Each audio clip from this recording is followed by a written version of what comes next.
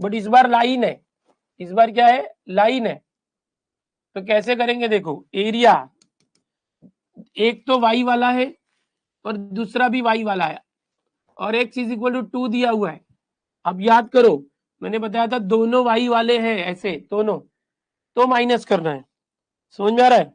अब देखो यहाँ पर पहला जो है वाई क्या है 3x+1 और dx,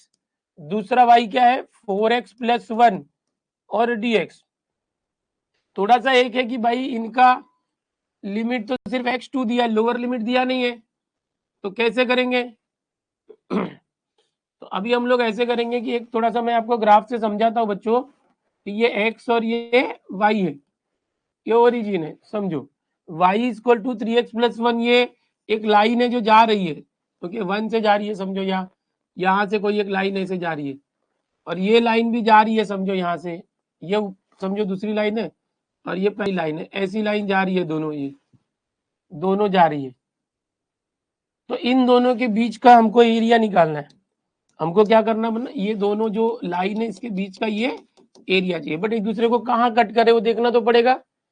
इसको साइमल्टेनियसली सॉल्व करते हैं। ये जो है ना y और y ये दोनों सेम है, दोनों y है, तो दोनों के आंसर को सॉल्व करके देखते क्या आता है। सॉल्व करके देखते 3x+1 4x+1, तो ये 3x वहां गया, 4x - 3x, ये 1 1 कट गया, तो ये क्या आ गया देखो 4x और ये 3x है -3x, 1 1 0 हो गया। 4x - 3x 4x - 3x तो 1x इक्वल टू 0। ओ x 0 आ गया और x 2 है, ये जो दोनों लाइन है इसका x 0 आ गया और x 2 है, ये दोनों लाइन जो मिलेंगे x 0 पे मिलेंगे, दोनों जहां पे मिल रहे हैं, अगर मैं बात करूं इसको वापस बनाने की कोशिश करते हैं, ये दोनों लाइन को वापस बनाते हैं। हाँ, ये दोनों लाइन जो है x जहां पर 0 वहीं पर मिल रहे हैं, मतलब क्या, ये ऐसी लाइन है, ऐसी लाइन है, समझ रहे हो,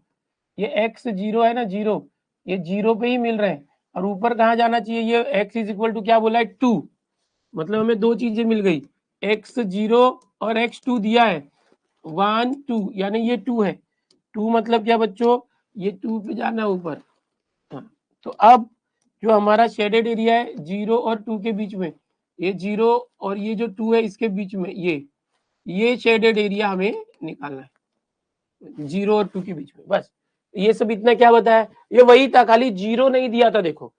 x इज इक्वल टू 2 दिया था, तो 0 कहां से आया, इन दोनों इक्वेशन को साइमल्टेनियसली सॉल्व करके देखा ये कटते कहां पर है, तो 4x - 3x x equal to 0 and ये जो x इज इक्वल टू 2 है ये गिवन है, तो हमें लिमिट मिल गया, लिमिट इसमें नहीं दिया था, तो हम क्या करेंगे यहाँ 0 यहाँ 2 रखते हैं और बिल्कुल वैसे ही सॉल्व करो। देखो एरिया इज इक्वल टू 3, फट से देखेंगे x⁻⁴ 3x² क्या होता है, अरे 3 बाहर लिया ना, x² प्लस 1 का x, ये हो गया, इसको एक साथ लेते दोनों का लिमिट सेम है, तो -4x² और प्लस इधर देखो एक मिनट, ये माइनस प्लस माइनस और 1 का x, अब दोनों का लिमिट 0 to x दो। अब एक अच्छी बात देखो, ये x और x कट जाएगा, डायरेक्ट भी कर सकते हैं, देखो 3x² और -4x², दोनों सेम है, तो 3 - 4 -1x² आया और बाद में एक ही साथ रखो प्लस x, देखो दोनों को एक साथ ही कर दिया, 0 और 2 दोनों की लिमिट थी वो एक साथ कर दिया, इससे और आसान हो जाता है। x और ये माइनस अंदर गया, माइनस प्लस माइनस 1 का integration x, x - x cut गया, देखो ये सेम था 4x² - 3x² अपॉन 2, तो 4x² - 3x² तो 1x² निगेटिव आ गया अपॉन 2 और 0 2, अब ये माइनस आया है तो इसका मतलब ये पहले रखना चाहिए था, ये बाद में, हमने उल्टा रख दिया तो माइनस है, कोई बात नहीं,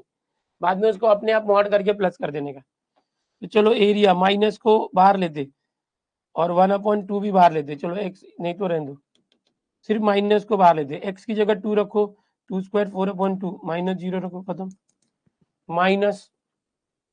एकदम ध्यान से देखते हैं, बाहर माइनस है 4/2 2 -2, इसको मॉड करके 2 कर देने का, आपका आंसर 2 है। एरिया कभी निगेटिव नहीं होता और आ रहा है तो भी घबराना नहीं, तो जिसने बी बोला वो सही थे बच्चों, कॉन्ग्रेचुलेशन, शाबाश,